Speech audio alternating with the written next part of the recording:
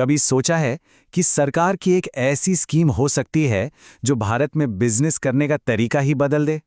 एक ऐसी स्कीम जो इंपोर्ट की लागत को बहुत कम कर दे और मैन्युफैक्चरिंग को एक नया बूस्ट दे। आज हम इसी MWR स्कीम की हर परत को खोलकर समझेंगे।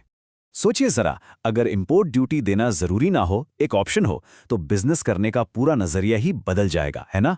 बस इसी एक कमाल के आइडिया पर बनी है MOWR स्कीम। तो चलिए पता लगाते हैं कि ये असल में काम कैसे करती है। चलिए एक मैन्युफैक्चरर के बारे में सोचते हैं। उसे प्रोडक्शन के लिए कच्चा माल इंपोर्ट करना है, लेकिन कुछ भी बनाने से पहले उसे एक मोटी रकम एडवांस में कस्टम ड्यूटी के तौर पर देनी पड़ती है। ये एक बहुत बड़ी रुकावट है, नहीं? ये कैश फ्लो को रोक देती है और बिजनेस की ग्रोथ को धीमा कर देती है। और देखिए, ये जो पैसा फंस गया है, ये सिर्फ एक नंबर नहीं है। ये वो पैसा है जिससे नई मशीनें आ सकती थीं और लोगों को नौकरी मिल सकती थी, या फिर बिजनेस नए बाजारों तक फैल सकता था। मतलब सीधी सी बात है, ग्रोथ का एक मौका हाथ से निकल गया। तो सवाल यह है कि इस मुश्किल का कोई हल है? जी हाँ, बिल्कुल है। और यहीं पर MOWR स्कीम तस्वीर में आती है। आइए देखते हैं कि यह है क्या। अच्छा, इसका पूरा नाम सुनकर शायद थोड़ा डर लग जाए। Manufacture and other operations in a warehouse regulations 2019। पर घबराने की बात नहीं है, इसके पीछे का आइडिया बहुत ही सिंपल और पावरफुल है। और बस यही है MOWR का कमाल। ये स्कीम बिजनेस को तुरंत पेमेंट करने के बोझ से आजाद कर देती है। मतलब सामान अभी इंपोर्ट करो और कस्टम ड्यूटी वो बाद में चुकाओ। इससे बिजनेस को सांस लेने और ग्रो करने की पूरी आजादी मिलती है। कह सकते हैं कि ये स्कीम एक फाइनेंशियल बोझ को एक मौके में बदल देती है। जो पैसा पहले ही दिन देना पड़ता था, अब वो या तो बाद में देना है या फिर देना ही नहीं है। ये एक बहुत बड़ा बदलाव है जिसका सीधा असर कैश फ्लो और मुनाफे पर पड़ता है। और सबसे बढ़िया बात, ये स्कीम लगभग हर किसी के लिए है।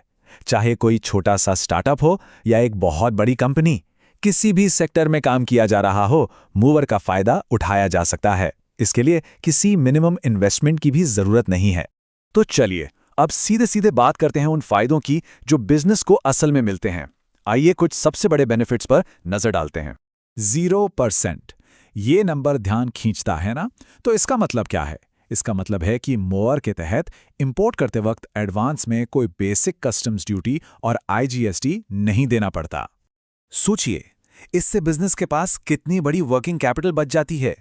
इस पैसे को फिर वो अपनी ग्रोथ, नए आइडियाज या रोज के कामकाज को बेहतर बनाने में लगा सकते हैं। चलिए इसको एक ट्रेडिशनल बॉन्डेड वेयरहाउस से कंपेयर करके देखते हैं, तो पिक्चर और भी साफ हो जाएगी।